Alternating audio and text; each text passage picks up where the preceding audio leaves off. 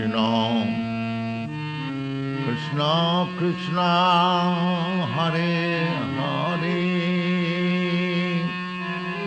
Hare Rama Hare Rama Rama Rama Hare Hare Hare Krishna Hare Krishna Kṛṣṇa Kṛṣṇa Hare Hare Hare Rama Hare Rama Rama Rama Hare Hare Hare Krishna Hare Krishna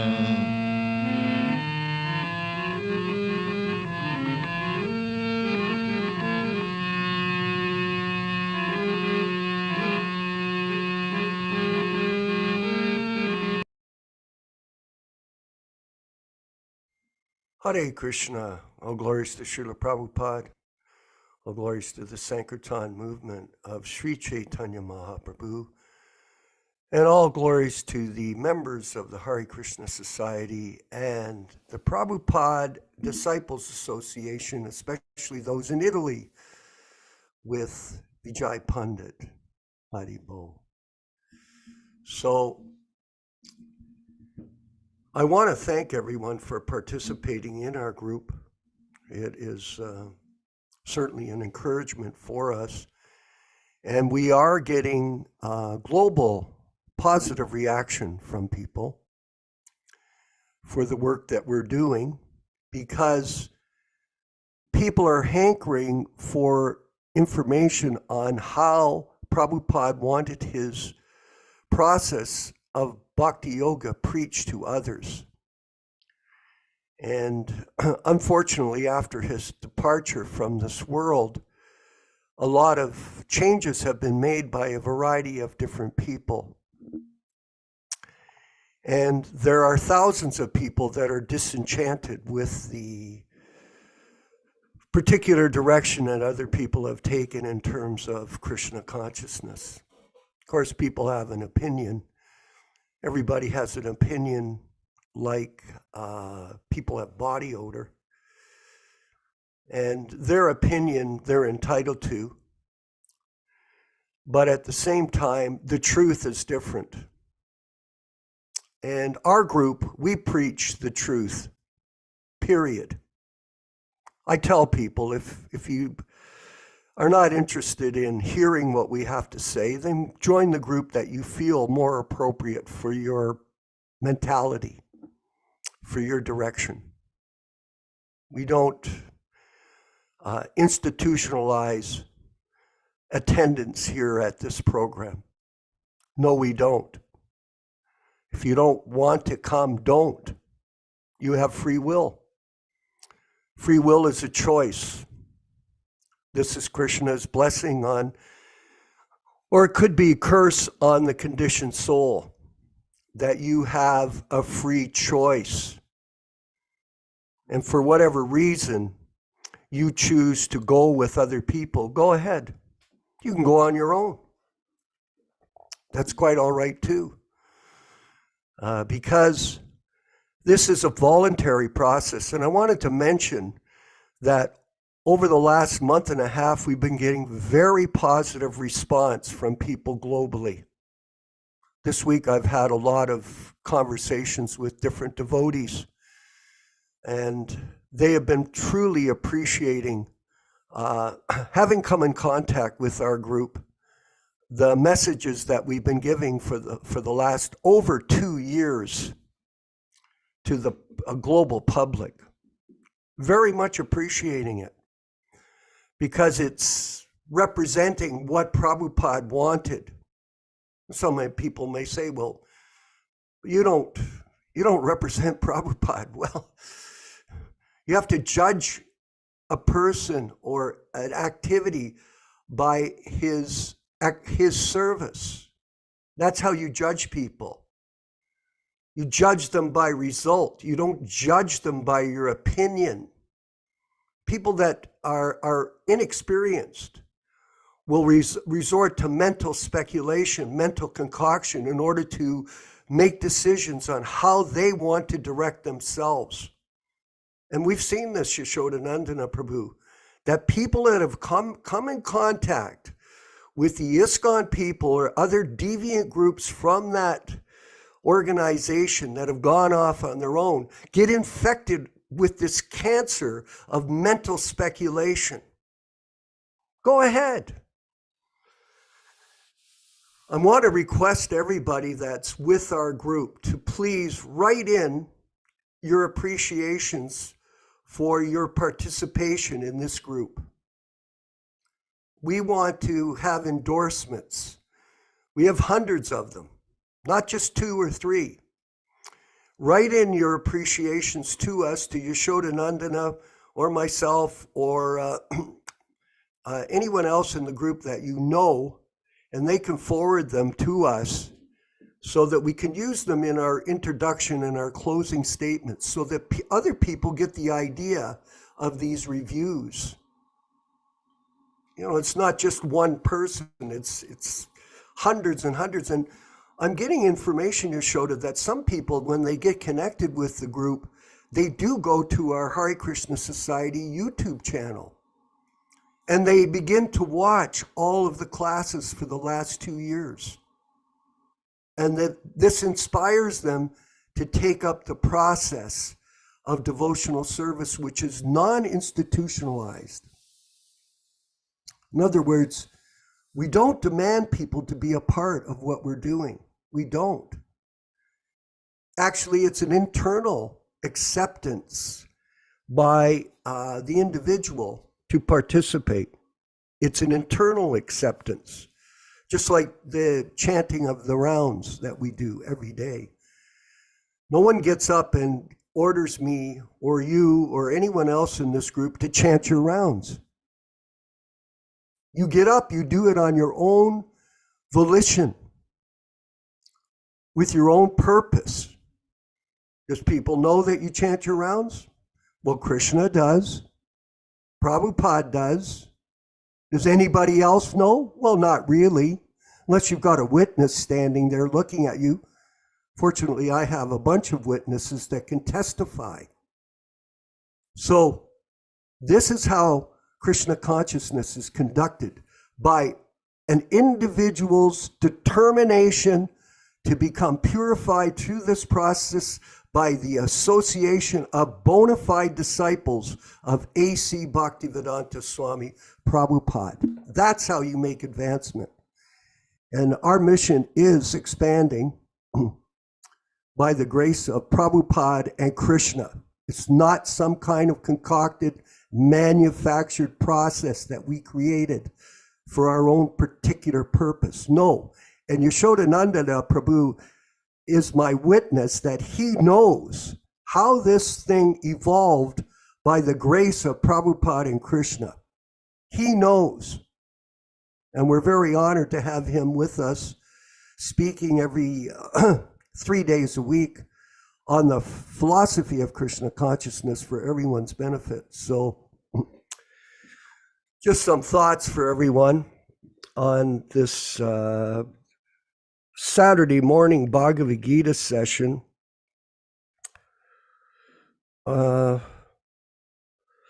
So at any rate, we'll move forward. I hope that the diaries were transferred over from Hari Prasad. I wasn't sure what he was doing, unfortunately, so I sent him the slides.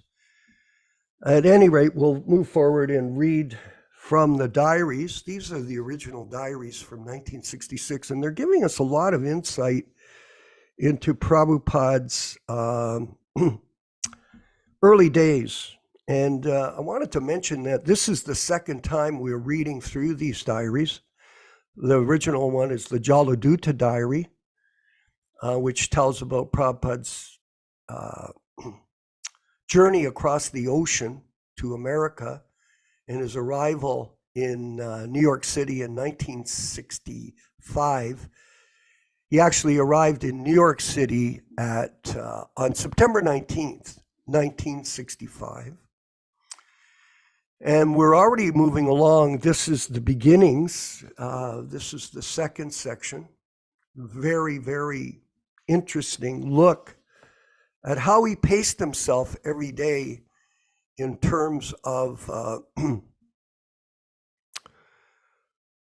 pushing on the mission despite all difficulty. Don't think that this was an easy task for him, especially being on his own. So we'll go back to Saturday, May 7th, 1966. And I'll read from this. Okay, good. We've got them. Thank you. Saturday, May 7th, sunrise 4:54 a.m., sunset 7 p.m., moonrise 10:29, Tritya. In the afternoon, there was a meeting again of teaching Sanskrit, and contribution collection was $675. I went to the Ananda Ashram. The expenditure was $250. In the Ananda Ashram, they paid for 2 trips $5. That's a cheap fee for Prabhupada to speak. They gave him $5. Just very revealing, isn't it? How much nobody cared about what he was doing. Tonight, Kirtan was very much appreciated by all in the Ananda Ashram. Mr. Bill has kept my office copy of Back to Godhead for reading. I came back to the 92 Bowery, it's actually 94, he corrects it the next day, on the car of George crossed out. Sunday, May 8th, sunrise 4:52, sunset 7:71, moonrise to 11:26 Chaturi. I came back to 94 Bowery on the car of George. There was no expenditure. Monday, May 9th, and I want to remind everyone, you can go to the various sources online and hear these lectures that Prabhupada was giving in the early days. I listened to one yesterday. It's very inspiring to hear how he preached to people back then when he had no disciples. He was trying to get people to take this up. And certainly it went like Hari Griva called it, the Hare Krishna explosion. It took off. And there was a small explosion of people that took up the mission with him. Sunrise 4:51, sunset 7:02, moonrise Panchami. I paid Paul $1 for expenses the whole day. I did not go out. 2 letters received, one from Govinda Maharaj and another from Chokshi, Bombay, refusing Paul's free passage. In the evening, there was a meeting. The attendance was large. 14 ladies and a gentleman attended. I'm going to look that lecture up. But the collection was poor. $5. Never mind, it is growing. Today, Mr. Carl has taken a copy of the Memorandum of Association, etc., for consultation. He has also taken away a pair of symbols for checking in the market. 3. One of the managers of Sindhi Steam Navigation Company in Bombay who helped Srila Prabhupada obtain the free passage to America. So that was, I missed a footnote there. I can't see it with my eyes. And 4, Memorandum of Association for the League of Devotees, a religious organization established by Srila Prabhupada in India. Oh, there it is. I see it 4. Yeah. Here we have a letter from the Sindhi Steam Navigation Company Limited. As you know, I met this lady in a private darshan at her house in Bombay. So it was interesting. Respected Sri Bhaktivedanta Swami, I'm directed by Srimati Maraji to acknowledge receipt of your letter dated 24/4/66. She is very much pleased to know your activities at New York.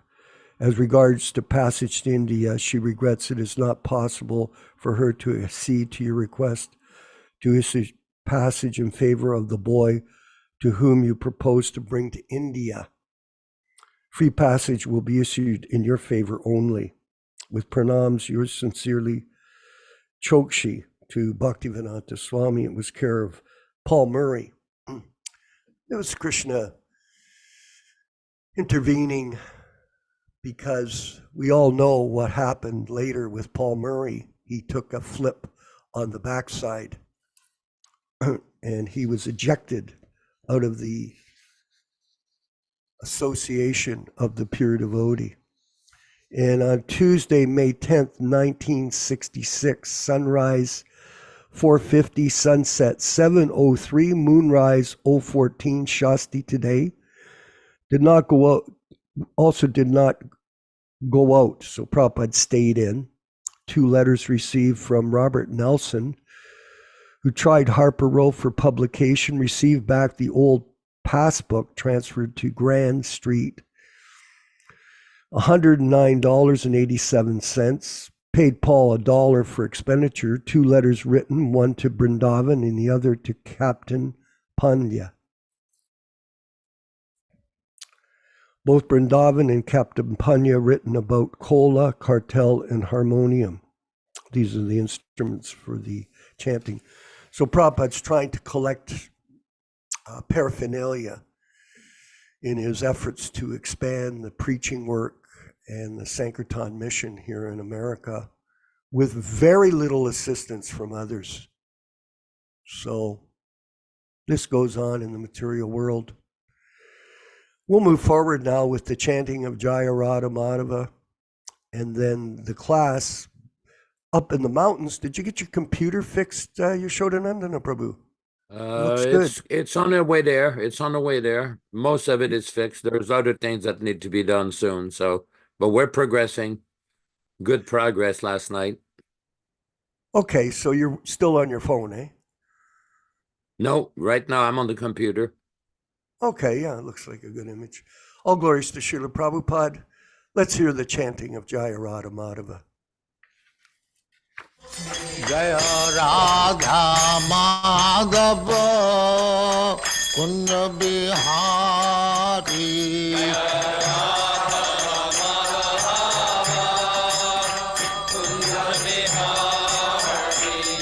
Jaya Radha Madhava Kunja Bihari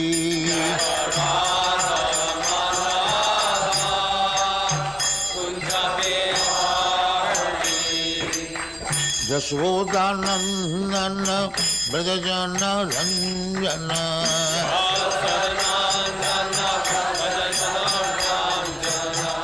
Yashodanandana Brajajana Ranjana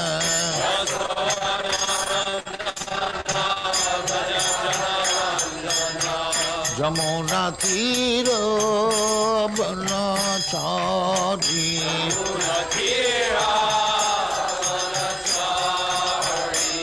Jamuna Tira Banachari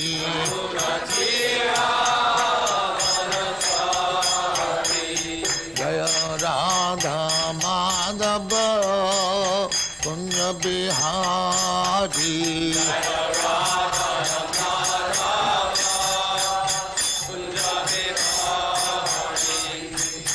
Gopi Jana Vallabha Girivaradhari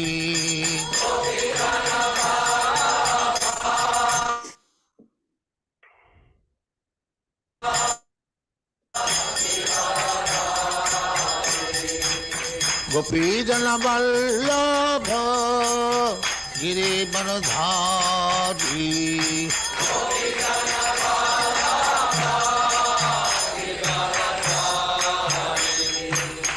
Yashodanandana Brajajana Ranjana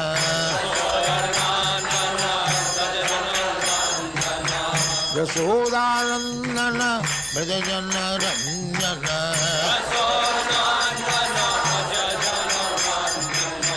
Yamuna Tira Banachari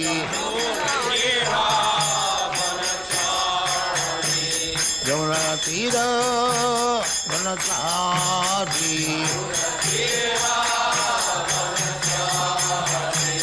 Jaya Radha Madhava Kunja Bihari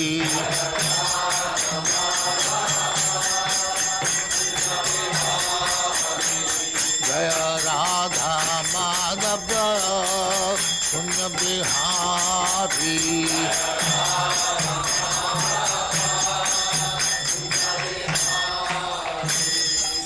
Jaya Muspa Paramahansa Paribhrajagacharya Sattva Smadhakti Siddhanta Saraswati Goswami Bhagavad ki Jai Ananta Koti Vaishnava ki Jai Navacharya Shri Haridas Thakur ki Jai Prem se kaho Sri Krishna Chaitanya Prabhu Nityananda Shri Advaita Gadadhar Shivasari Gaur Bhaktamani ki Jai Shri Radha Krishna Gopinath Sam Khanda Radha Khanda Giridharan ki Jai Vrindavan Dham ki Jai Navadvip Dham ki Jai Ganga माई की जाए जमुना माई की जाए गुरु द्वारका धाम की जाए स्वामी तो भक्तविंद की जाए और ग्लोरी टू देयर समझ और ग्लोरी टू देयर समझ thank you very much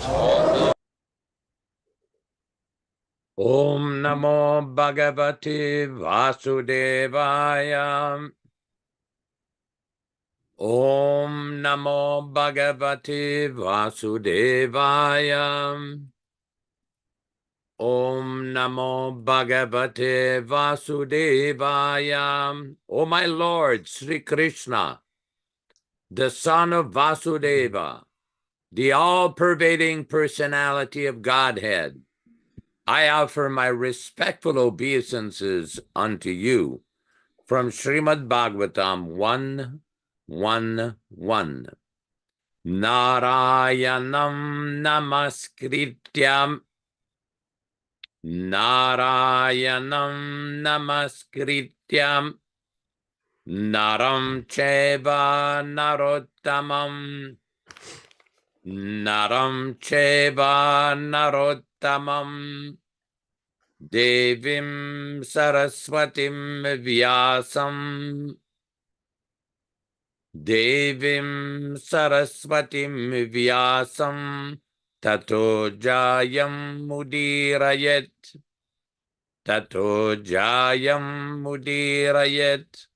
One should utter the means of conquest, Srimad Bhagavatam or Srimad Bhagavad-gītā, after offering respectful obeisances, one, to the personality of Godhead Narayana, two, to the Narayana Rishi, who is the supermost human being, three, to the Mother Saraswati, the goddess of learning, then four, to Srila Vyasadeva, the author, from Srimad Bhagavatam 1-4. Again, welcome everyone to this reading and discussion on Srimad Bhagavad-gītā. Kindly forgive me today, it's a little adjustment. It's the first time I've had the desktop computer in about 10-12 days. The computer crashed a little while ago and it was rehabilitated thanks to Venkat Prabhu and some other technical pundits in Sonora.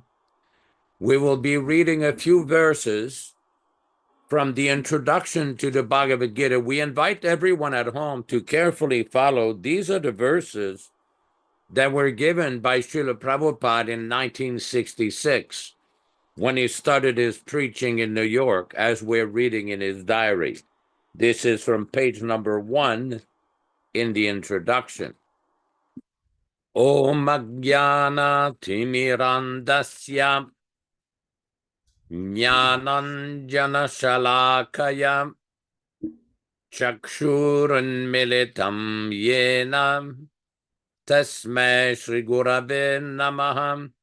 I was born in the darkest ignorance, and my spiritual master opened my eyes with the torch of knowledge. I offer my respectful obeisances unto him.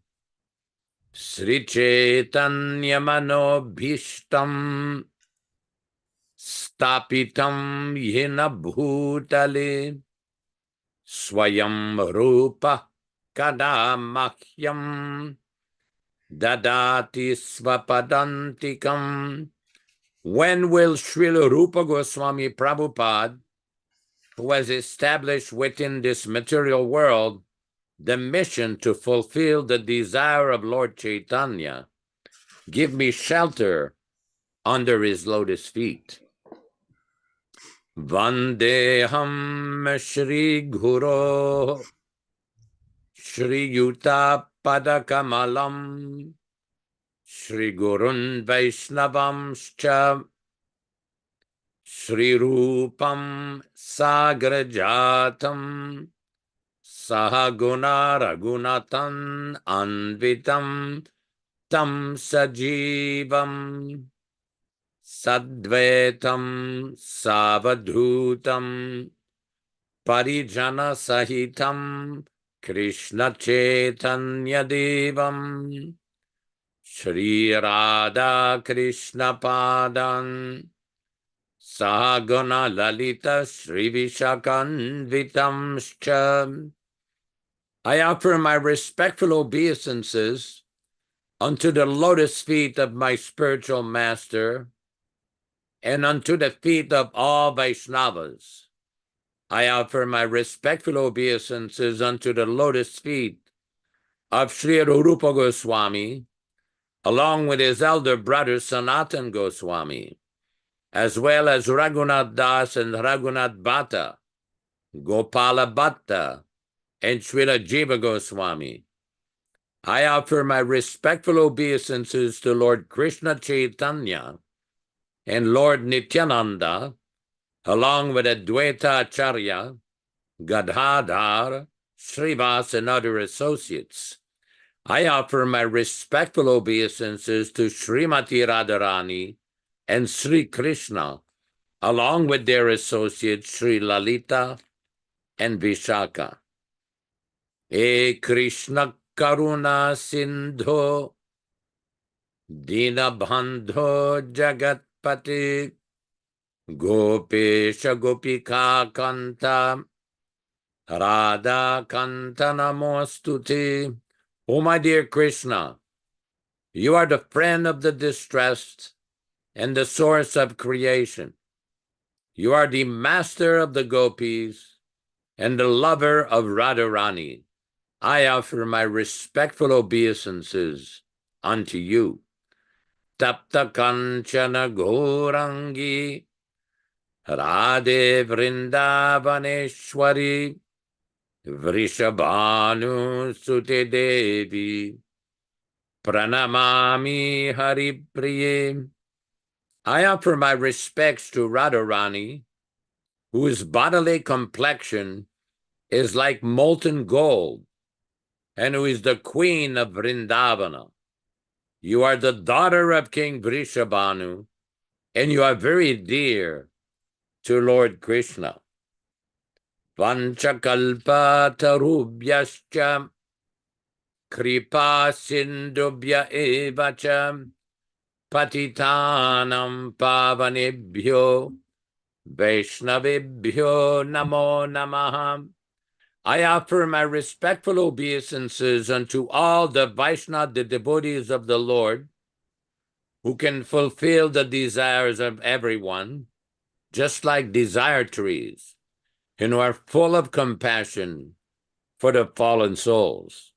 Sri Krishna Chaitanya Prabhu Nityananda, Sri Advaita Gadadhara Srivasadi Gaura Bhakta Vrinda, Hare Krishna, Hare Krishna, Krishna Krishna, Hare Hare, Hare Rama, Hare Rama, Rama Rama, Hare Hare.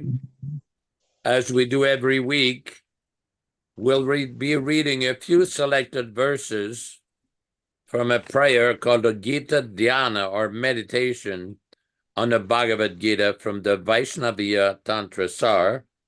Today we'll be reading text number 5 and text number 6. Bhishmadrona tata jayadrata jalagandhara nilotpala Shalyagrahabati kripena bahani karnena vela kulam Ashvatthama Vikarna Ghora Makara Duryodhana Vardini Sotirna Galupan Deverana Nadi Kevartaka Keshavaham. With Keshava as the helmsman, verily was crossed by the Pandavas the great battle river, whose banks were Bhishma and Drona, whose water was Jayadratha, whose blue lotus was the king of Gandhara, whose crocodile was Shalya, whose current was Kripa, whose billow was Karna, whose terrible alligators were Vikarna and Ashvatthama, whose whirlpool was Duryodhana. In this verse, they're referring to all the great warriors on the sides of the Kurus in the battle of Kurukshetra. Parasharavacha sarojamalam gitartha gandotkatam nanakyanaka kesharam harikata sambodhana bodhitam loke sajjana shatpaderaraha papiyamanam mudam Bhuyada Bharata Pankajam Kalimala Pradvam Shinah Shreyasi. May this lotus of the Mahabharata, born in the lake of the words of Vyasa, sweet with the fragrance of the meaning of the Gita, with many stories and as his statements, fully opened by the discourses of Hari, the destroyer of the sins of Kali, and drunk joyously by the bees of good men in the world, become day by day the bestower of good to us. So we will proceed with our reading from the Bhagavad-gītā. It is to be noted that we are reading from the original 1972 Macmillan unrevised, non-adulterated, non-interpolated version. Today we will be reading from chapter 10, I believe, text number 40. I will repeat one line of the verse, and you can individually repeat another line at home or wherever you are. We'll do this slowly. All synonyms, translations, and purports by His Divine Grace, A.C. Bhaktivedanta Swami Prabhupada, founder Acharya of the International Society for Krishna Consciousness, also known as the Krishna Consciousness Movement. Text 40. Nantosti mama divyanam. Nantosmi mama divyanam. Vibhutinam parantapa. Vibhutinam parantapa. Esha tuddeshataha prokto. Esha tuddeshataha prokto. Vibhuter vistaro maya. Vibhuter vistaro maya. Na nor. Antaha a limit. Asti is there. Mama of my. Divyanam divine. Vibhutinam opulences. Parantapa, O conqueror of the enemies. Eshaha, all this. To that. Uddeshataha, examples. Proktaha, spoken. Vibhute, opulences. Vistaraha, expanded. Maya, by me. Translation by Srila Prabhupada. O mighty conqueror of enemies, there is no end to my divine manifestations. What I have spoken to you is but a mere indication of my infinite opulences. Purport. As stated in the Vedic literature, although the opulences and energies of the Supreme are understood in various ways, there is no limit to such opulences. Therefore, not all the opulences and energies can be explained. Simply a few examples are being described to Arjuna to pacify his inquisitiveness. Text 41. Yadyad vibhutimat sattvam Yadyad vibhutimat sattvam Srimadurjitamevava Srimadurjitamevava Tattadeva bhagachatvam Tattadeva bhagachatvam Mamatejo amsasambhavam Mamatejo amsasambhavam Yadyat, whatever, vibhuti, opulences, mat, having, sattvam, existence, srimat, beautiful, urjitam, glorious, eva, certainly, va, or, tat, all those, eva, certainly, avagacha, you must know, tvam, you, mama, my, tejaha, splendor, amsha, partly, sambhavam, born of. Translation. Know that all beautiful, glorious, and mighty creations spring from but a spark of my splendor. Purport. Any glorious or beautiful existence should be understood to be but a fragmental manifestation of Krishna's opulence, whether it be in the spiritual or material world. Anything extraordinary opulent should be considered to represent Krishna's opulence.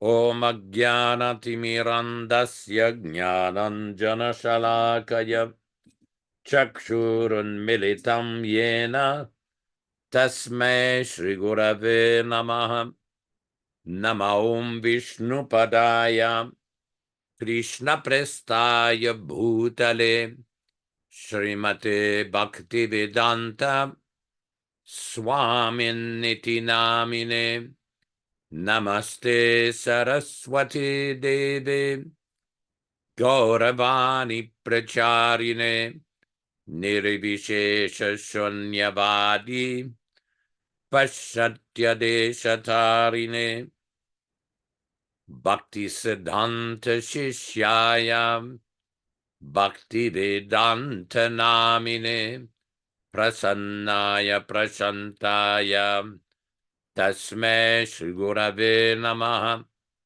Bhagavad-vandanam Khadyam Guru Vandana Purvakam Kshiram Sarkara Yuktam Kadatehi Visheshataha Adadana-strinam Danter Idam Yati Punaha Punaha Srimad-rupa Padam Bhoja Dhulishyam Janma Janmani Amsho Bhagavatosmyaham Sadadaso Asmi Sarvata Tat Kripa Pikshako Nityam Tat Preshta Sat Karomishvam Sri Krishna Chaitanya Prabhu Nityananda Shri Advaita Gadadara Shri Vasadi Gaura Bhakta Vrinda Hare Krishna Krishna Krishna Hare Hare Hare Rama Rama Rama Hare Hare. It should be known in the Vishnu Sahasranam of the Mahabharata, one of Lord Vishnu's name, one of Lord Krishna's name is called Ananta. Ananta means unlimited. Krishna has unlimited strength, He has unlimited beauty. He has unlimited opulences. He has unlimited renunciation and unlimited wealth. No one can count the qualities of Krishna, of God. He has unlimited qualities, unlimited opulences.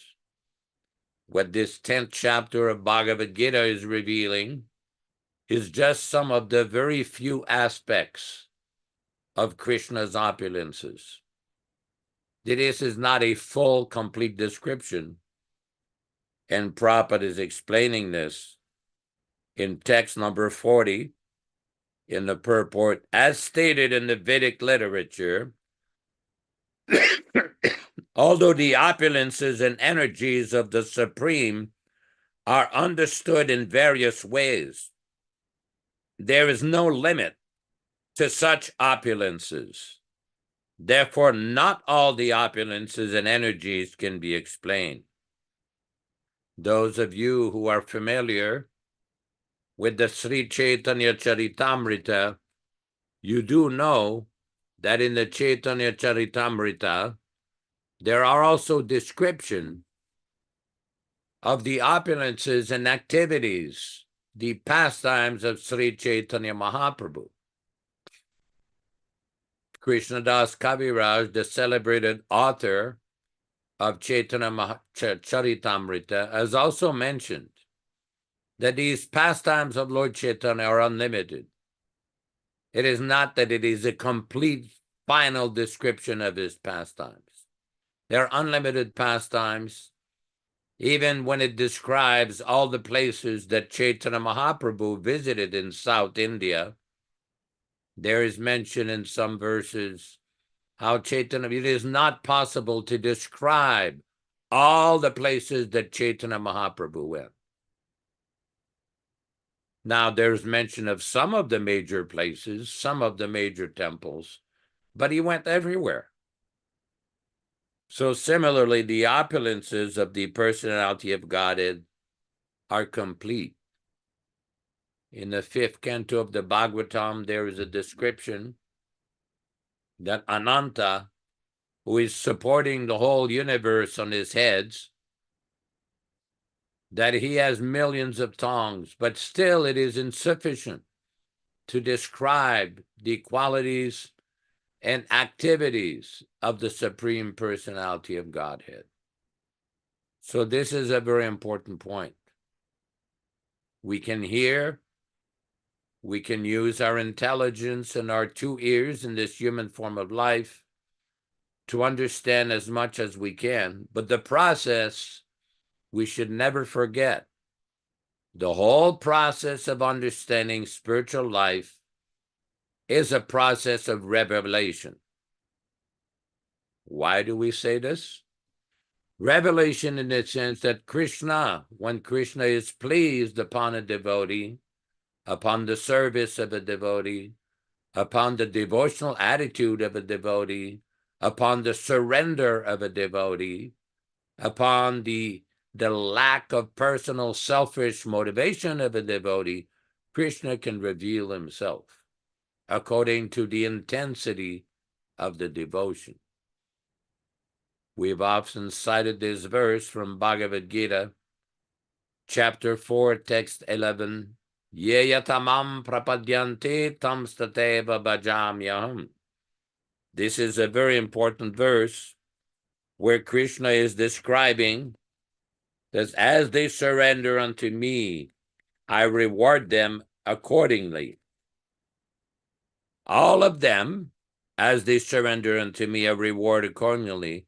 Everyone follows my path in all respects, O son of Pritha.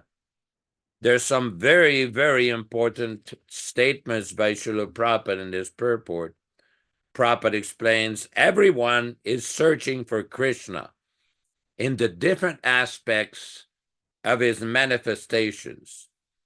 Kṛṣṇa, the Supreme Personality of Godhead, is partially realized in his impersonal Brahmajyoti effulgence and as the all-pervading supersoul dwelling within everything, including the particles of atoms.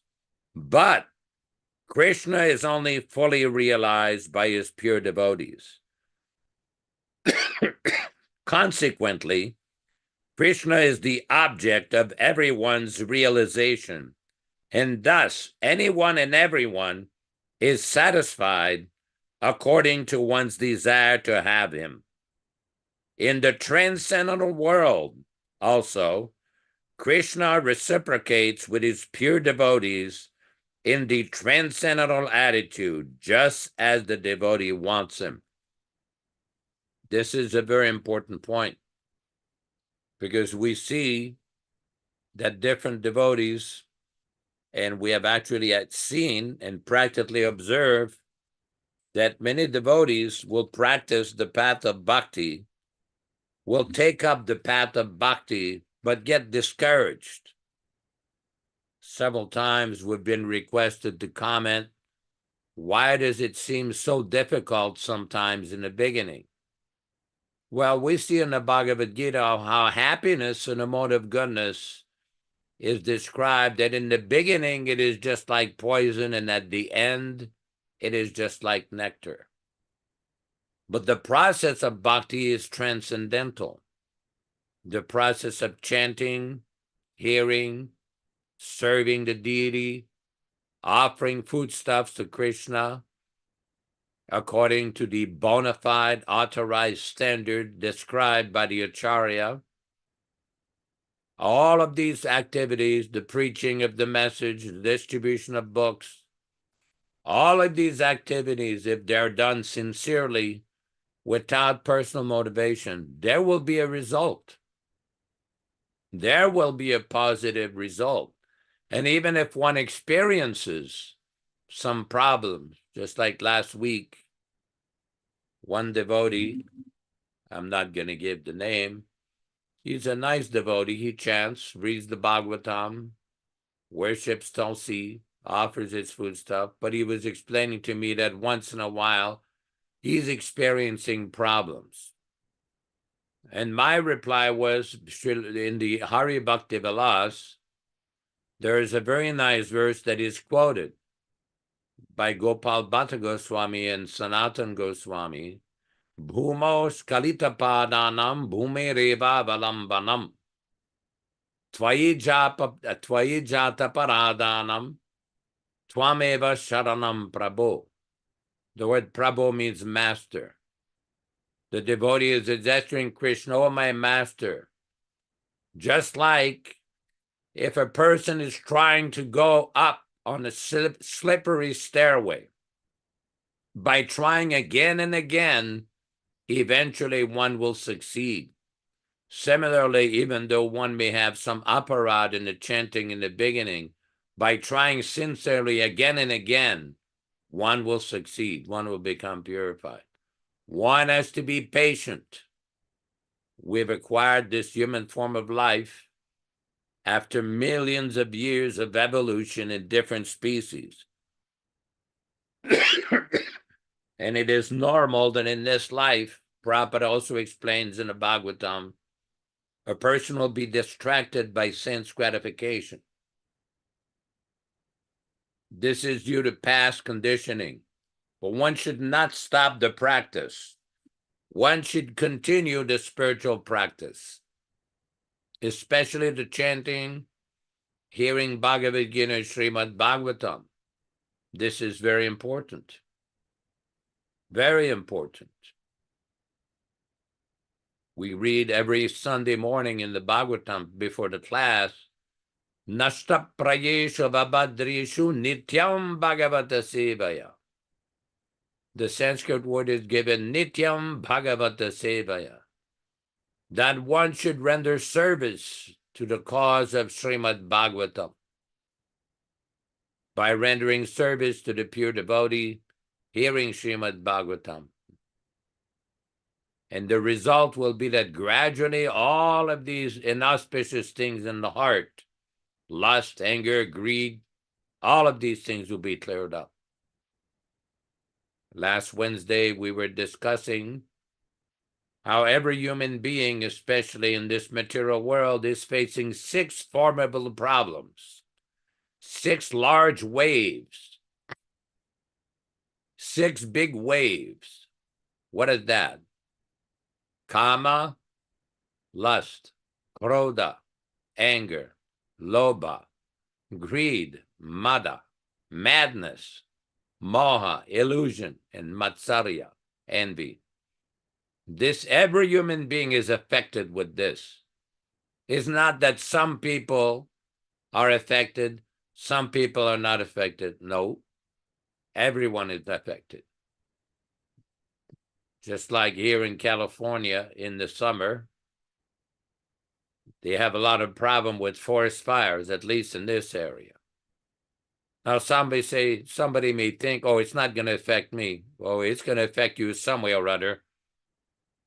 Same thing in the winter. In some parts of California, the precipitation can be very severe. There's parts of California that are 9,000 feet above sea level. They do get snow, very, very heavy snow.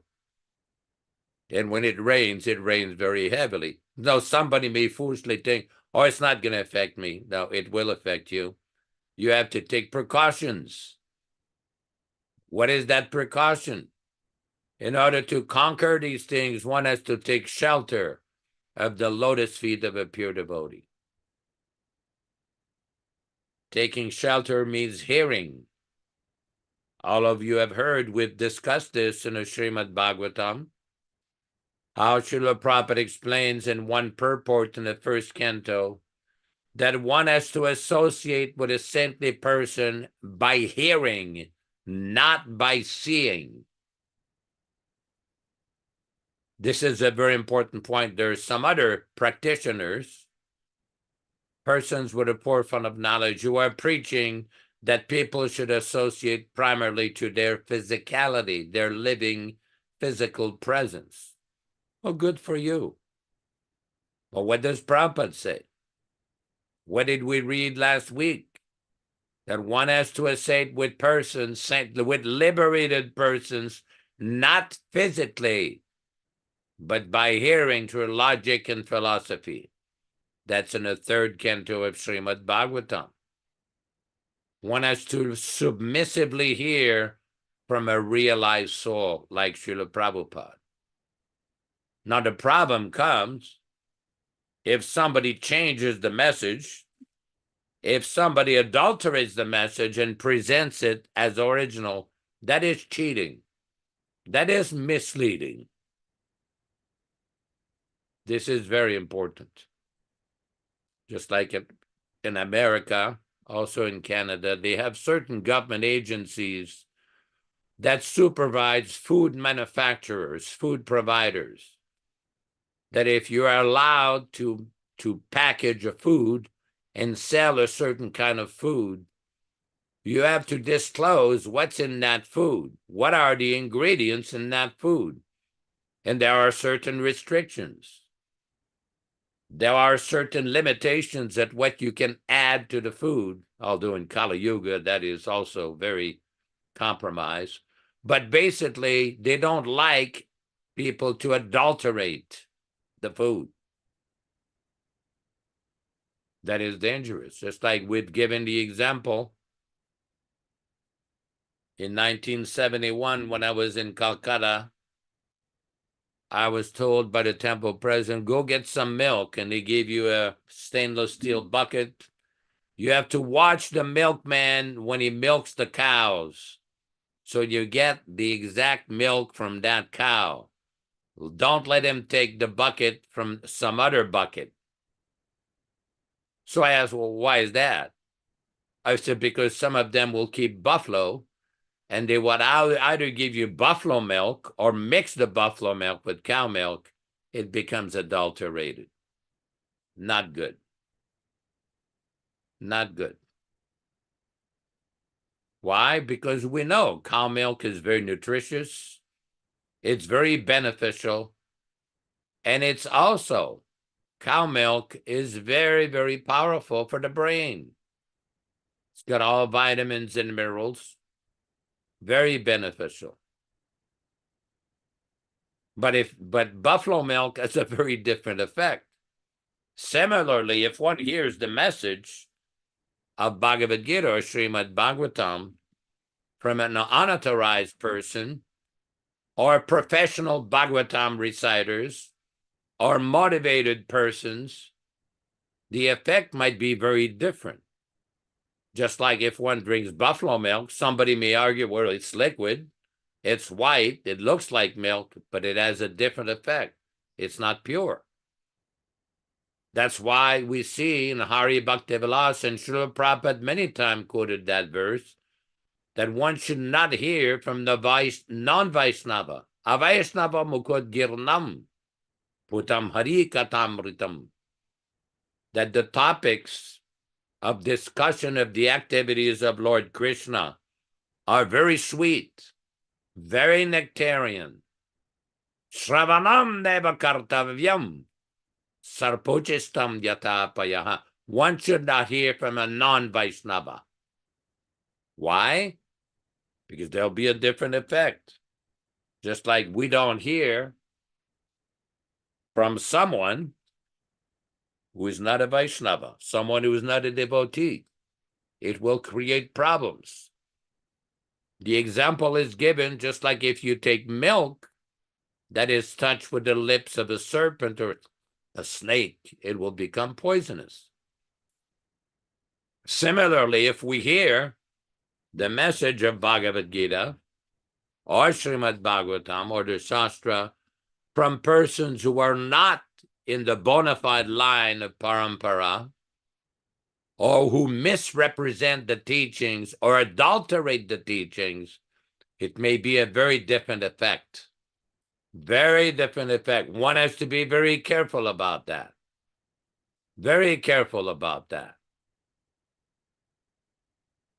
Thank you very much. Hare Krishna. Hare Krishna. Yes, thank you very much for your explanation of today's verses and some other insights further into Krishna consciousness and how to understand this philosophy according to Srila Prabhupada's unadulterated teachings. And this is one of the critical aspects of our mission, the legacy of Srila Prabhupada, to protect it moving forward. And Yashodanandana Prabhu, you were mentioning to me the other day how you enjoy when I read from sections of Chaitanya Charitamrita as I'm progressing along in my own personal study. And I wanted to mention to everyone, and I think all of you have had this experience, that a lot of times you have questions in your mind about the philosophy. You have questions about problems that you have in your life, and you're looking for answers. Hey, Vijaya Pandit, you look for answers. What is the answer to this question? What is the answer to this problem? And you decide, well, I think I'll sit down and read the philosophy of Srila Prabhupada from his books. And you start to read the books, and what happens, Vijaya Pandit? The answer appears right in front of you on the pages of Srila Prabhupada's books.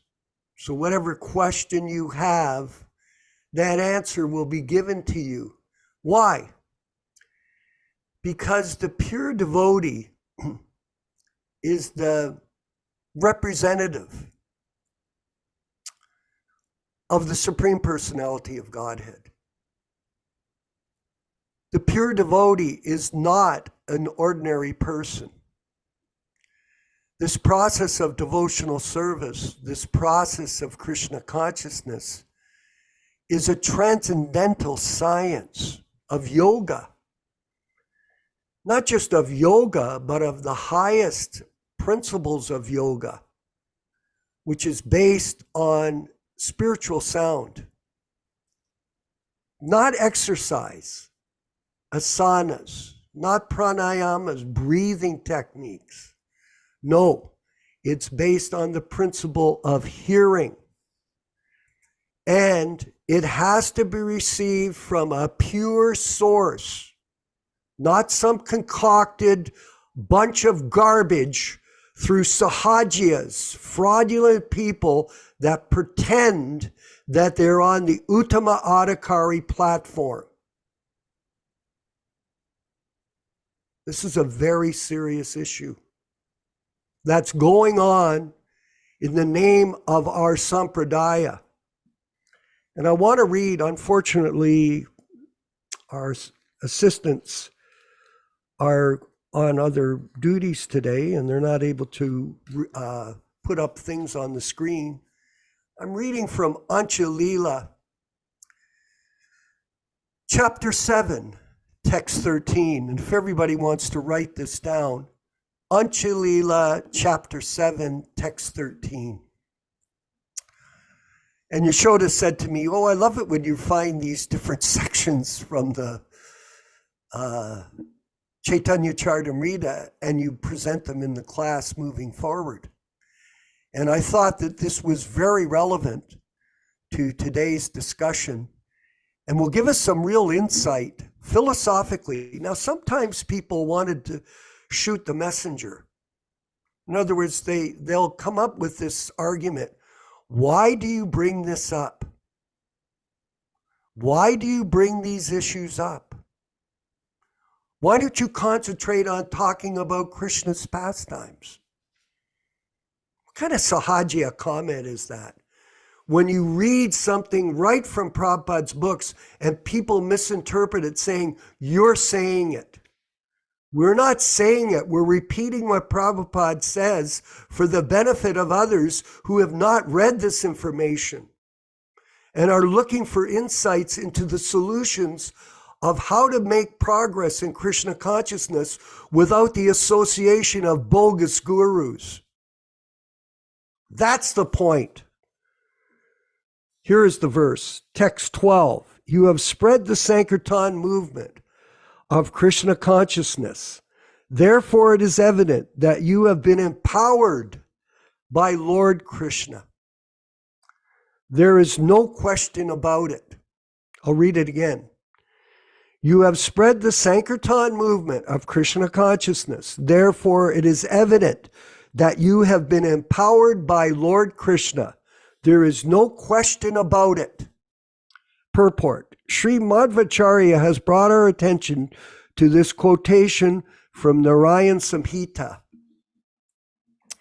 In the Dwapara Yuga, one could satisfy Krishna or Vishnu only by worshiping opulently according to the Panchatrakriti system. But in the age of Kali, one can satisfy and worship the Supreme Personality of Godhead, Hari, simply by chanting his holy name. This is what Prabhupada brought. Srila Bhaktisiddhanta Saraswati Thakur explains that unless one is directly empowered by the causeless mercy of Krishna, one cannot become the spiritual master of the entire world, Jagat Guru. One cannot become an acharya simply by mental speculation, Dravida. The true acharya presents Krishna to everyone by preaching the holy name of the Lord throughout the world. Thus, the conditioned souls purified by the chanting of the holy name are liberated from the blazing fire of material existence. In this way, spiritual benefit grows increasingly full like the waxing moon in the sky. The true acharya, the spiritual master of the entire world,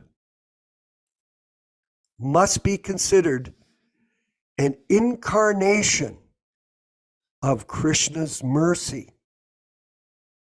Indeed, he is personally embracing Krishna. He is therefore the spiritual master of all the Varnas, Brahmins, Kshatriyas, Vaishyas, and Sudras, and all the ashrams, Brahmachari, Grihastha, Vanaprastha, and Sannyasi. Since he is understood to be the most advanced devotee, he is called Paramahansa Thakur. Thakur is a title of honor offered to the Paramahansa. Therefore, one who acts as an acharya directly representing Lord Krishna is, by spreading his name and fame, is also to be called Paramahansa Thakur. Well, it's pretty apparent by this purport from Srila Prabhupada who is qualified, who is the actual representative of Lord Chaitanya Mahaprabhu. I'll finish up here, Yashodanandana Prabhu. I saw this devotee from San Diego, Dravida, speaking yesterday in a Bhagavatam class, and they were asking him positions. What is the position of these new gurus? Some people were asking him some very direct questions, and he was trying to speculate an answer, making up philosophy. It was apparent. He goes, well, the new gurus, when you chant the samsara prayers, you can include them in the first 4 verses. After that, I'm not sure. And kind of dismissed everything in a cavalier, whimsical manner without any philosophical understanding to support what he's saying. No authority. Because these people are not representing Srila Prabhupada's desire to spread Krishna consciousness according to his unadulterated, pure representation in his Vani incarnation. Yashodanandana, if you could further comment. Microphone, please. I think it's very important for any devotee who's trying to make progress in spiritual life to adopt a very meek, humble, subdued attitude. Why do we say that? Well, first of all, the example of our Srila Prabhupada, when we study the poetry of Srila Prabhupada before he came to America, when we study the writings, his whole devotional attitude, it's very important to understand one point. It is not that Prabhupada was a neophyte who became advanced. No, that is an incorrect understanding. This may be the position of different practitioners who go from the conditioned stage. By the mercy of the pure devotee, they get access to devotional service. They get the connection with the name of Krishna. They chant, they gradually become advanced. One can progress and eventually become liberated. Srila Prabhupada was always liberated. There was a very nice letter that was given by Srila Prabhupada in the early 1970s, where he explained that there was never a time in my life where I forgot Krishna. I was always Krishna conscious. And this is the characteristics of a nitya siddha, of an eternally liberated soul. There's a difference between an eternally liberated soul and a conditioned soul. Srila Prabhupada is in the first category. So when somebody's looking at the books and trying to speculate and concoct whether such and such passage corresponds to them or not, this is very dangerous. This kind of speculation is very, very dangerous. Then one starts to imagine. Some of you may be familiar with a purport in the Madhya Lila of Chaitanya Charitamrita, where Prabhupada goes on for paragraph after paragraph of different deviations from the standard of devotional service. then Srila Prabhupada want us to be very careful to avoid this. Otherwise, one will think that he becomes an avatar or a very reputed devotee. And this is the disease. This is the disease. There's a big difference between acting in a humble capacity of just being a representative and emphasizing Srila Prabhupada as the actual Acharya, rather than the posing and posturing. Posing and posturing is not going to do it. And we've seen the results of this. It has been seen many times. I just want to read one or two things from the third canto of the Bhagavatam. I think it's very pertinent to what we've been discussing. This is from the third canto, chapter 29, text number 16.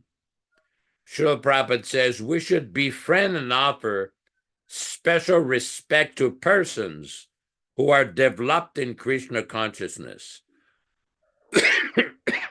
Other living, excuse me, other living entities are undoubtedly part and parcel of the Supreme Lord. But because their consciousness is still covered and not developed in Krishna consciousness, we should renounce their association.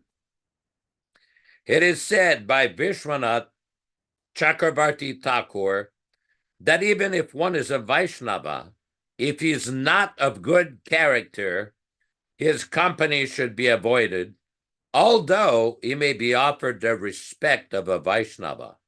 Anyone who accepts Vishnu as the Supreme Personality of Godhead is accepted as a Vaishnava, but a Vaishnava is expected to develop all the good qualities of the demigods. Then there's also in chapter 29, text number 8, canto 3, chapter 29, text number 8. Now this is a very important one.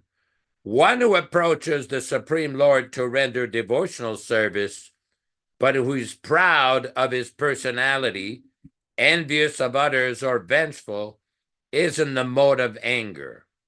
He thinks that he is the best devotee. Devotional service executed in this way is not pure. It is mixed and is of the lowest grade, tamasaha. Srila Vishwanath Chakravarti Thakur advises that a Vaishnava who is not of good character should be avoided. A Vaishnava is one who has taken the Supreme Personality of Godhead as the ultimate goal of life. But if one is not pure and still has motive, then he's not a Vaishnava of the first order of good character. One may offer his respects to such a Vaishnava because he has accepted the Supreme Lord as the ultimate goal of life, but one should not keep company with a Vaishnava who is in a mode of ignorance. And I'll leave that by saying, to whom it may concern. I want to make a little bit of a statement here. There's numerous devotees on this program and who help with our various projects. I just want to make a very honorable mention to these devotees: Bhakta Rupesh, Bhakta Hari Prasad, and then we have Sean Evans, Bhakta Robert Barron, obviously Venkat, Apakrita in Montreal, Ramananda with his Goshala and his project, our good friend in Italy with his wife Gopika, Vijay Pandit Prabhu and Bhakta Zoran, and numerous other devotees who are contributing to this preaching endeavors that we are doing. We offer our respectful obeisances to all of you. I believe that Bhakta Nilesh had some very good comments to make. Yeah, 1 second. I'll just bring him in. I wanted to mention that Krishna consciousness is a voluntary process. It's based on individual desire. So the goal of this program is to help stimulate people to want to take up the process from their own internal desire to make advancement, based on association with Srila Prabhupada and his bona fide disciples. It's meant to inspire us, not meant to discourage us. So sometimes people may feel, oh, you're trying to institutionalize this program. You're trying to make it a boot camp. We've had that comment. Oh, you sound like a boot camp. You're saying you should chant your rounds, 16 rounds a day. Why do you tell us to do that? Well, it's not that we're telling people what to do. We're asking people to remember Prabhupada's instructions and follow them carefully, because you as a person will individually become inspired by the practice of bhakti yoga.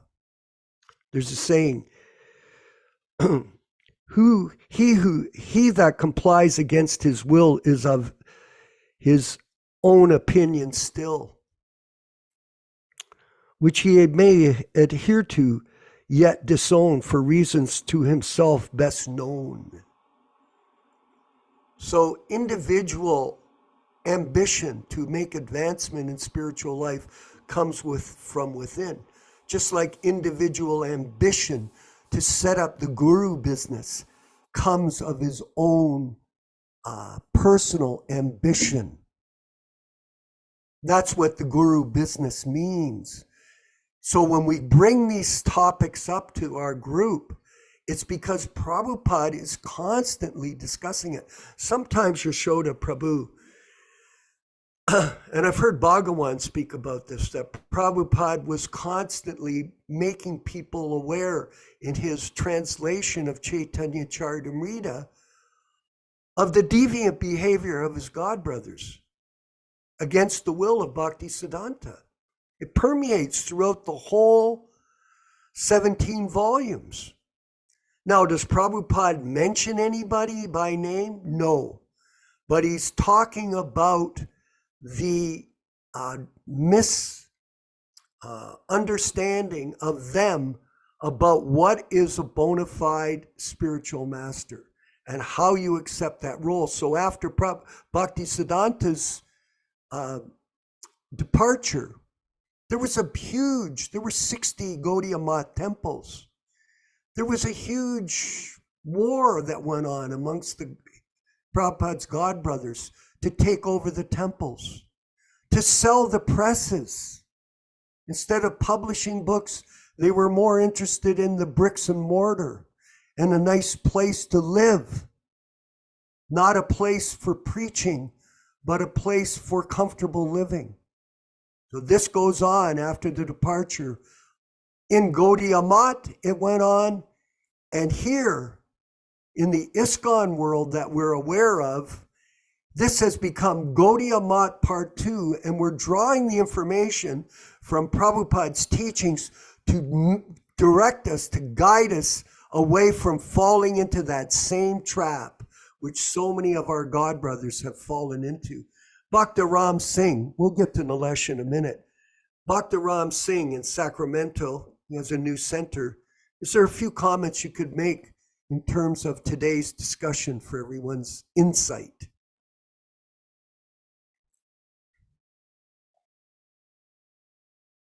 Ram Singh?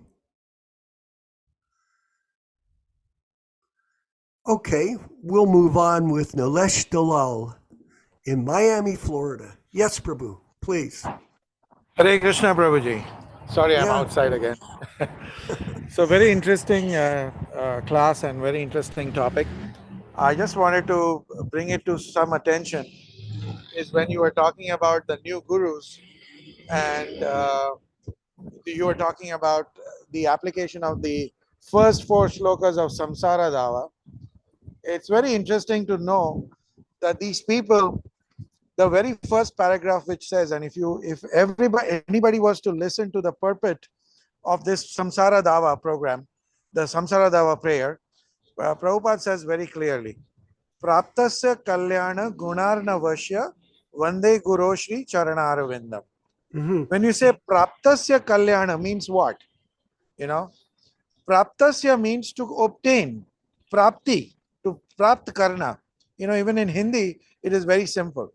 Praptasya Kalyana. Kalyana means to do good to others, the ocean of mercy. So until and unless you don't get the power from the ocean of mercy, which is Krishna, Hey Krishna, Karuna Sindhu. So praptasya kalyana gunarna vasya. If you get that power from the ocean of mercy, is when you can give mercy to others. So how do you become a guru? Is when you're ordered by your guru, because that through that order comes the power, through that order. So even if you were to look at the very first paragraph, is it applicable? Let everybody individually decide for themselves who is really that person, you see. And why do we constantly talk about this fake guru issue? Is because let us look at it from a modern context also. Being a little more materialistic than I would like to be, uh, today we get very agitated by different media groups, by different journalists, where they are trying to portray only a certain perspective, or they have an agenda, a hidden agenda, to promote a certain perspective, and they confuse and they twist today's modern news. Yes. Similarly, we and there are people who will talk against them, that hey, you are supposed to be a journalist, you are just supposed to report the way things are as it is. And when somebody distorts it and portrays a completely different picture, we all get very angry. Yeah. Similarly, we are trying to broadcast Srila Prabhupada's original message. And when there is any distortion, it aggravates us. It's a very common process. So, what is wrong in saying that if they are saying something wrong, they're broadcasting it wrong, they are showing it with a certain twist? We have to bring it to people's attention about this part. And hence, we are speaking the way we are speaking. What is wrong with that? Hare Krishna. Well, there's nothing wrong with it. In fact, we're not really speaking, we're repeating. We're repeating what Prabhupada is writing in his books. And we're repeating it, and when we hear the lectures of Srila Prabhupada, to help us understand how to deal with deviance, because he was very experienced in that. I'm going to go to Kevin G, and then we'll go to Yashodanandana for a further comment. Kevin G, whereabouts are you? What part of the world? I see your hands up. Hare Krishna, Prabhu. Dandavats. I'm in Tennessee, Prabhu. Okay, good. Please go ahead. Hare Krishna, Dandavats to all the devotees. Thank you for class, and thank you for the gathering today, Prabhu. I was just wondering. I had this question recently. I was trying to formulate it. I was meditating on it. I listen to Prabhupada Memories on YouTube often. Kind of shifted towards that through a handful of years recently, and been making my preparation for my deities, and I just want to hear Prabhupada nectar, hear Prabhupada's disciples recall instructions and memories for Prabhupada,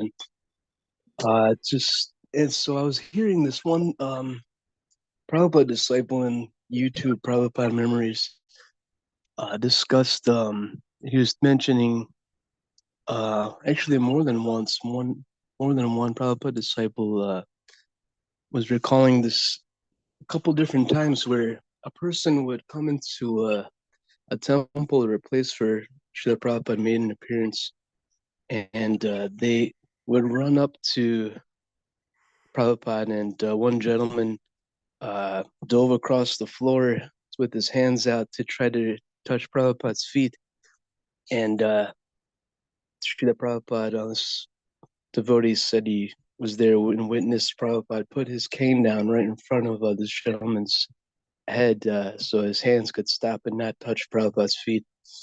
And this one, also just this one other Prabhupada disciple, not a part of this group, but he says that he's not a part of this ISKCON. He was mentioning that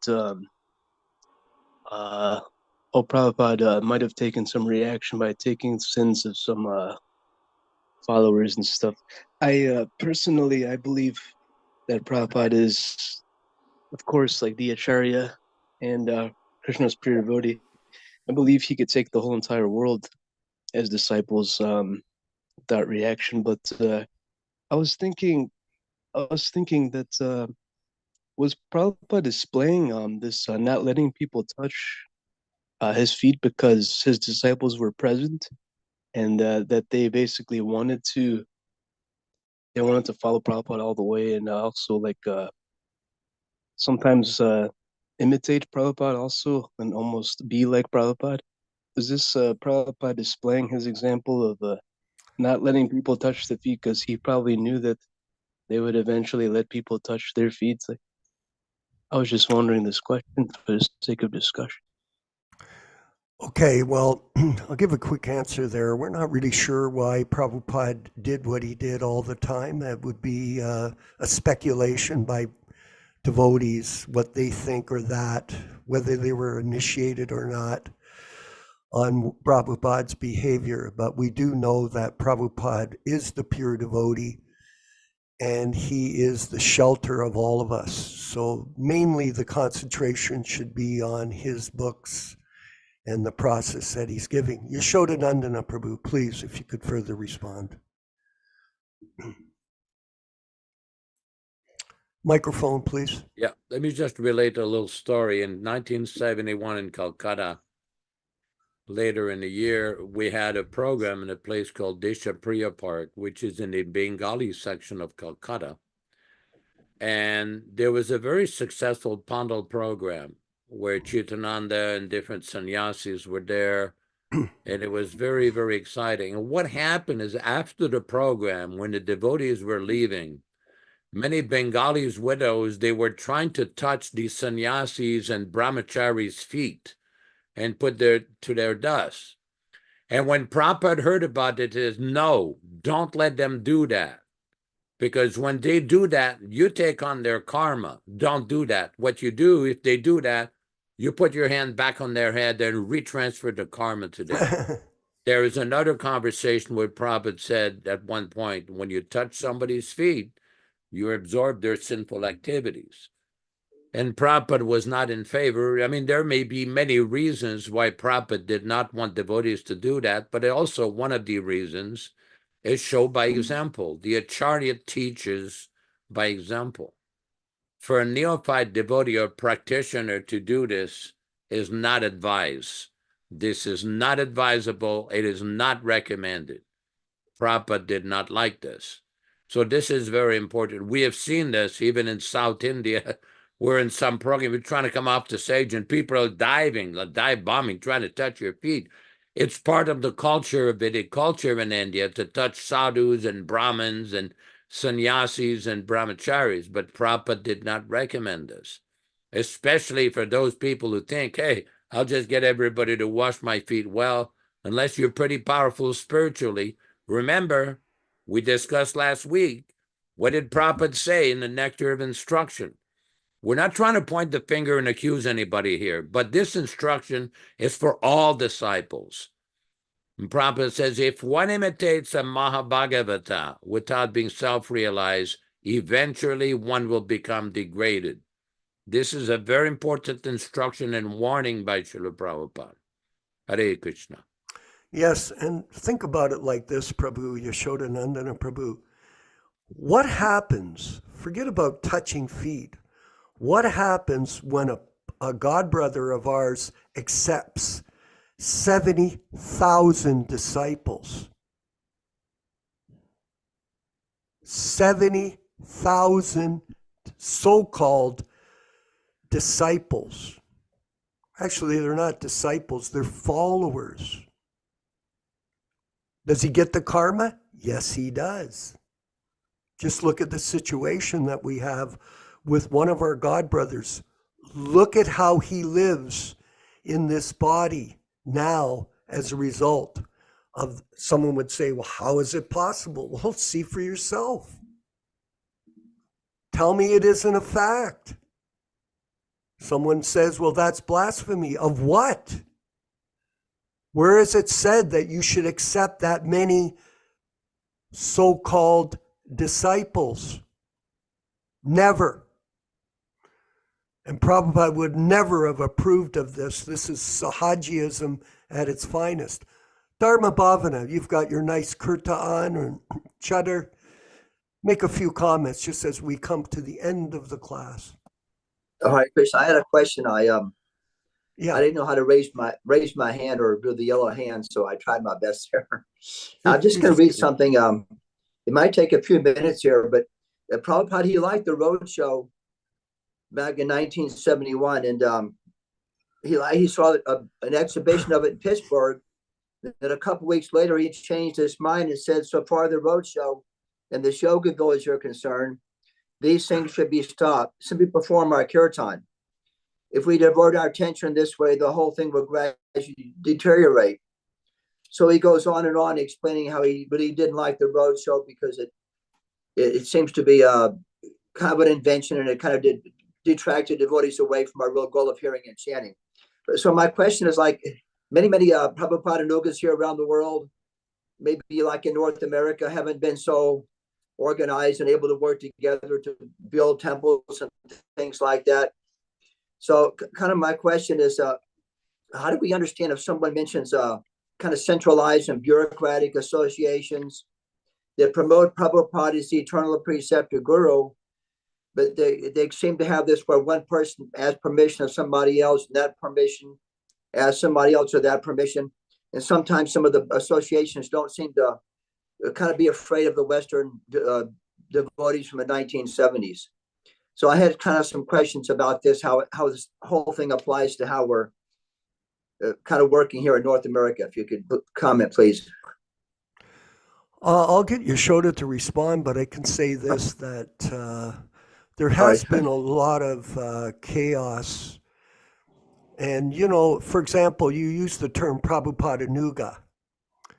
Now, I'm not sure, Yashoda, where that term came from. Maybe you'll have a better understanding. I never heard of it before in my 16 years in the mission as a full-time member.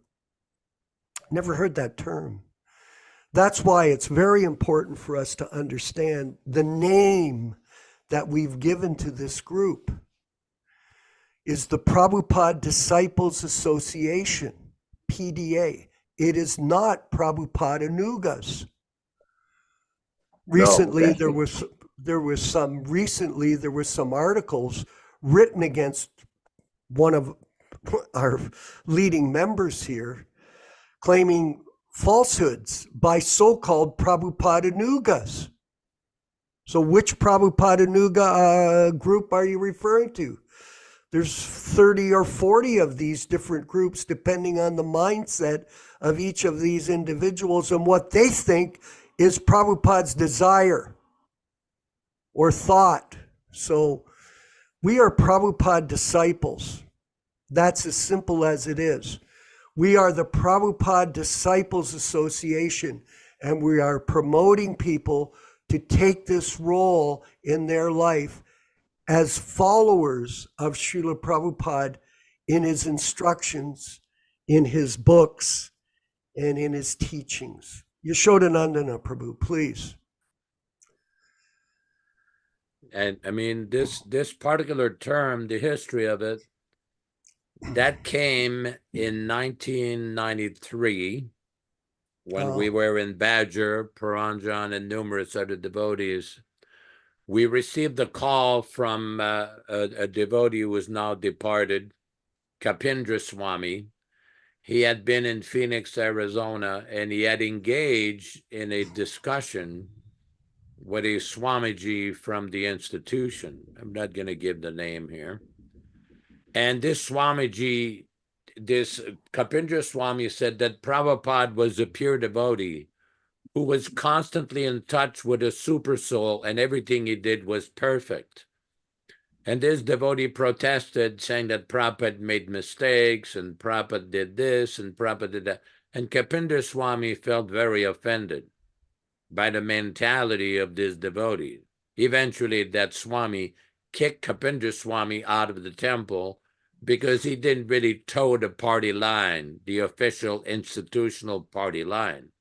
What happened is different devotees in Badger, California, they started a newsletter called Prabhupada Anuga News, or News of the Followers of Prabhupada. And this was originally meant to distinguish themselves or separate themselves from the kind of other followers or institutional followers with whom we had many differences. Excuse me, philosophical differences. That was the beginning of it. Then there are different websites over the years that have developed, and because what it is, it's become a popular expression for anybody who is no longer part officially of the institution, but consider themselves followers. The word Anuga means followers, followers of Prabhupada, without any of the, issues that the institution has, any of the philosophical deviations, any of the behavioral deviations. That's how the term came about. The problem is, now it's become a full-fledged, like rogues, many of whom are totally independent, whimsical, won't listen to anybody. They think they know everything, and it creates a problem for genuine aspiring followers of Prabhupada, just like we saw recently of some people who launched some scandalous, malicious accusation of somebody being a child abuser and a child molester when there is no evidence of that. But the people call themselves Prabhupada Anugas. So it often tends, rather than a philosophical issue, it goes into the political and the nonsense.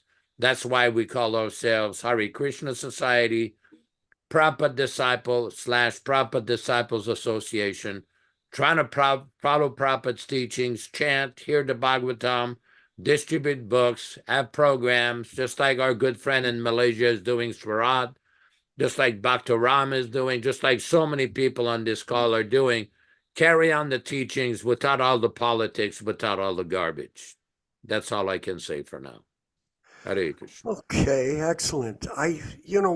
Before we end the program, I see Nilesh Dalal. Do you still have your hand up, or is that just by circumstance that the hand is waved for a comment?